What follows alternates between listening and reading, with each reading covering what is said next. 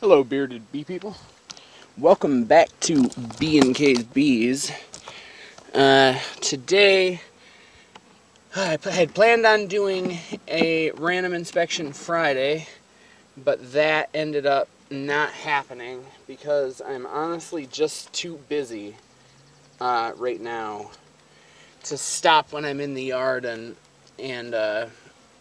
film a video. So I apologize for that. Hopefully here in a little while that situation will change, at least to some extent. But for now, I figured I would take you along on this little project of mine.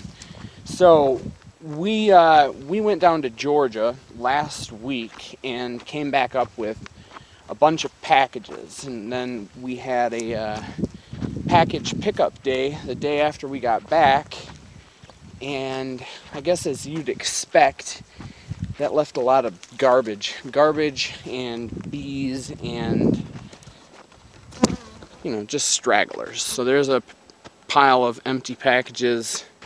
Here are some more. We've been taking them every day to the recycle place because I have no use for them and our package provider does not want them back. But what I'm getting at is, after all the packages were gone, there were a lot of straggler bees that didn't get the ride. So I set out this little nuke and gave it a queen. Not because I suggest giving a softball-sized clump of bees a queen and trying to, you know, nurse it back to health or nurse it to some type of prosperity, but I had an extra queen. I was stocking mating nukes with some extra mated queens that I had, and decided, well, I guess this is kind of a mating nuke. So that's what I did. They have a queen in there. There is literally like a softball size clump of bees.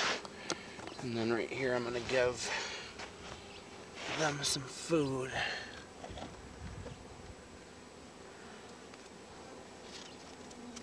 So now it's kind of a pet project. I'll have to wait for them to build up a little bit before I can move it out of the driveway. But let's see what happens with that little group of bees.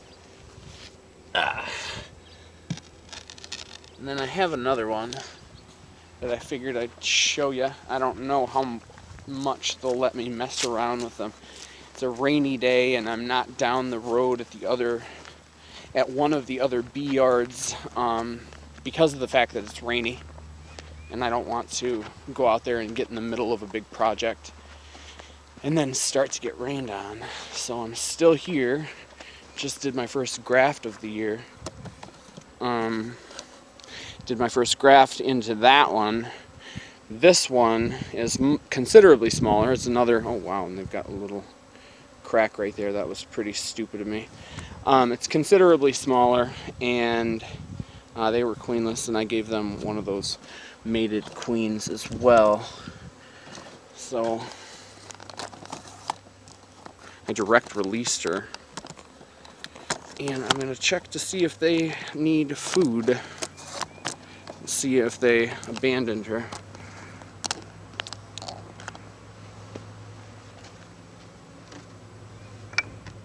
Seems like making sugar water and dispensing it to bees is all I've done over the last few days, basically because it is. Okay, so this one has a few more bees in it than the previous one. You can see the queen is out. Like I said, I direct released her. I just opened up the non-candy cork and set it right there because it's a smallish cluster of bees, and they had been queenless for some time, and I have had pretty good luck direct releasing queens under those circumstances. Definitely would not suggest it on a big booming hive, or I also would not suggest it where they have not been queenless for some time prior to you direct releasing the queen. But when those circumstances are right, And it's not the end of the world if they don't accept the queen, then that is the route I go. So this is kind of an odd setup, as you see. We are short equipment to kind of an alarming degree. We installed a bunch of packages last week, and so we're short inner covers and frames and a bunch of other stuff.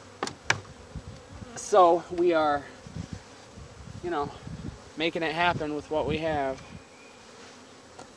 I'll show you what we did down here. Please mind the mess, because I only have 2 arms. I guess that's not much of an excuse. This has been here for a few days. I was feeding them the remnants of these jars. As you can see, they're kind of cracked open because, once again, we are short on almost everything. But these are some packages that we installed. They look like they're doubles, but they're not. They've got hillbilly hive top feeders above them. And so yeah, that's what I've been doing over the last week or so. Feeding new packages and watching this little bastard chipmunk run back and forth underneath my hive stands. As you guys know, I would never hurt him, but he is kind of pissing me off. I think he's building something under there. And we have not had great luck with small rodents and beehives, so I would prefer it if he would find somewhere else to reside. So yeah, this is my my attempt at making a video when I don't really have a whole lot to make a video about.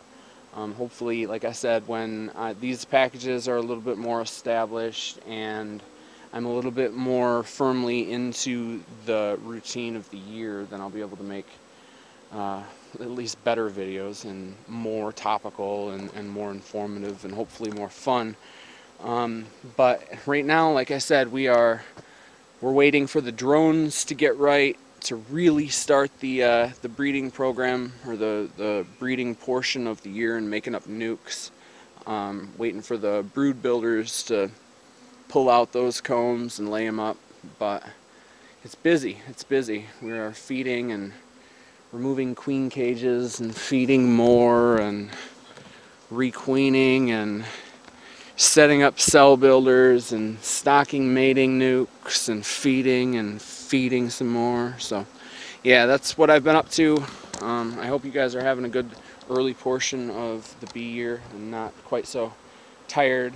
But I keep reminding myself, this is what I love, this is what I love. There's no better workplace than a buzzing bee yard. Although there is a better workplace than a buzzing bee yard in 80-degree weather and carrying 5-gallon buckets up and down hills. But that's, you know, not big on the grand scheme of things to complain about. So I'm a happy dude. I hope you guys are as well. Thanks for watching. Get out there and have some fun with your bees.